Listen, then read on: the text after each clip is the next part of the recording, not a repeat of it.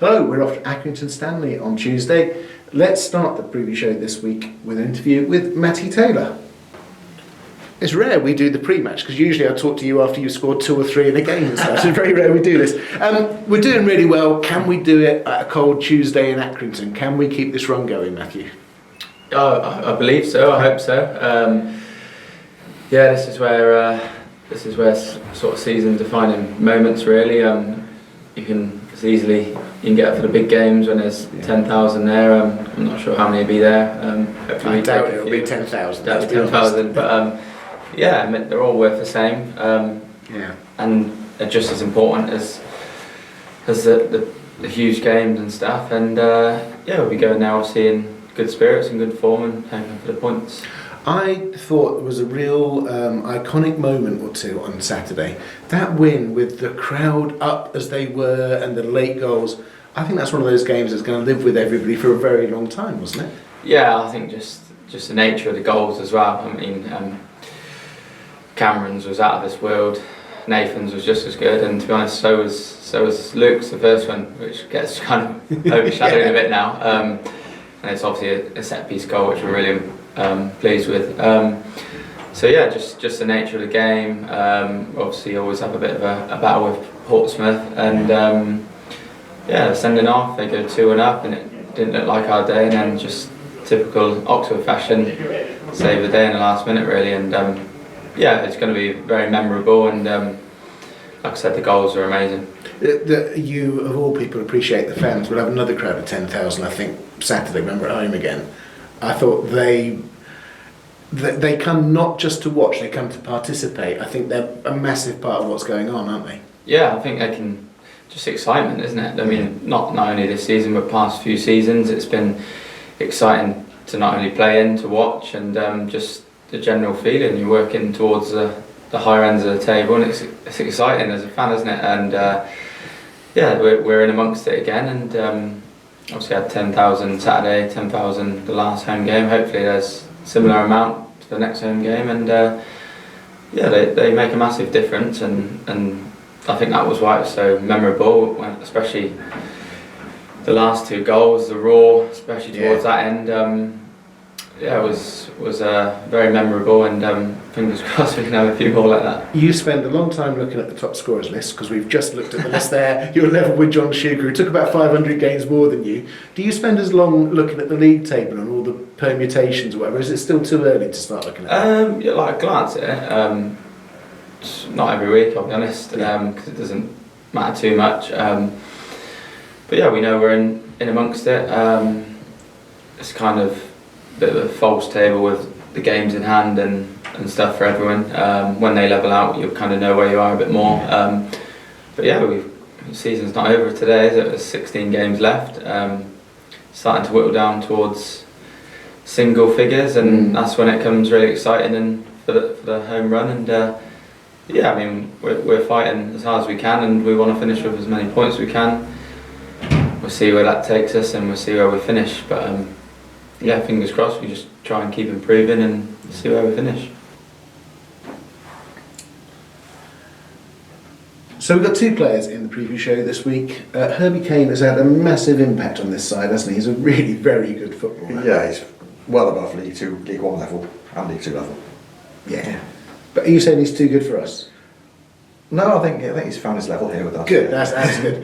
We've been doing some amazing homework, Martin. Hit them with the stats. Herbie's played 19 games for Oxford United. Go on, hit them with the stats. In those 19 games, we have won 10 of them, drawn 6, and lost just 3. Lost just the 3. Yeah.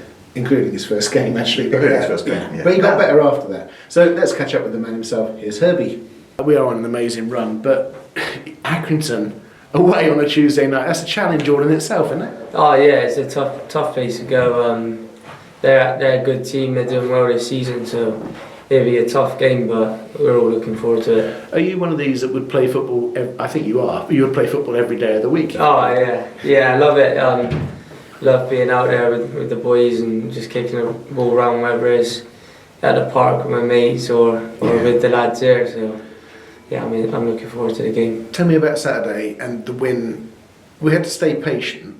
You were the key to that, I think, because you had to play like the quarterback role almost, because they were all in front of you.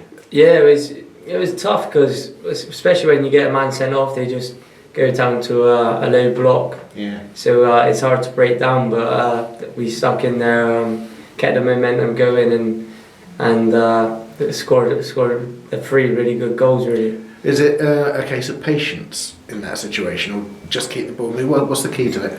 Yeah, you got to be patient and wear them down and make them tire. But also you got to make sure you're penetrating the goal and risking the ball, because a goal will come, and we showed that. And our team spirit, you need to make sure that's high, and that's what we've done. Unbelievably, Cameron scored a 20. I don't know. Usually he scores from the penalty spot, but from open play, finally got one on target. Were you one of the ones shouting, "Don't shoot at him" when he shot? No, I was actually saying to get the ball to him, because I know what he's got in his locker, and I wanted him to get on the ball as much as he could. So every time I could, I was giving him the ball and telling him to cut in and shoot when he gets a chance, and he done that.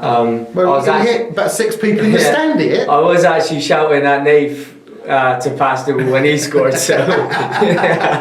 So there'll be many of you wondering why the club historian has turned up on the preview show. He hasn't got a programme to do. No, why am I here? Oh, I'm not entirely sure. No. You are here because there's 2 bits of history that we need to discuss. Yep. First of all, now it's not only on iFollow, now it's on YouTube. The more general public see this, and there may be 1 or 2 people who watch this who are wondering what the hell is going on, but also won't know about the shared history of Oxford United and Accrington Stanley. Yeah. Who better than the club historian, Martin Brodetsky? Take it away, Boris. Okay, well, it goes back to 1962, at which time, in March, I think Accrington Stanley, as they went bust, resigned from the league. They weren't thrown out, they were resigned from the league, and the team that replaced them from non-league was Oxford United. No. Indeed it was.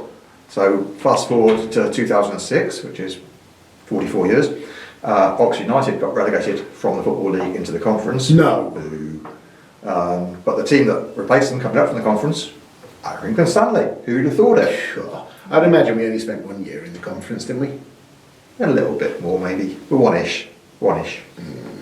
So there you go, a shared history with Accrington Yeah. Stanley. There's been some amazing games, and also, Martin, explain the story of Michael Raines cancelling Christmas. Michael Raines, hang your head in shame, you big Grinch. Yeah, it wasn't a very nice thing to do, was it? That was at Accrington. That was What at happened? Accrington, yeah. It was an FA Cup game. We were playing Accrington Stanley at the Crown Ground, is it? No. The Wham The Stadium. Wham Stadium, was it Wham then, or was it Duran Duran? I can't remember. Anyway, we were playing away, and we were losing 3-2, deep into stoppage time. We had a corner, Michael Raines heads home the equaliser, and the replay was on the date that the players had set aside for their Christmas party. So rather than cancel the replay, they cancelled the Christmas party instead. Did you really do the Wham joke? I'd stopped listening. Yeah, sorry. You sure it's not the Spandau Ballet Stadium? I'm not saying it. True. Hey, yes, It's a bit true. niche. No, Yeah, it's a don't bit go to niche. my joke. Yeah, True. no, but True. Bit of a joke. True. Thank you very much. Tickets are available on the night at Accrington Stanley. And then the other reason you're on here, Oh, yes. apart from your terrible True. True. Yeah.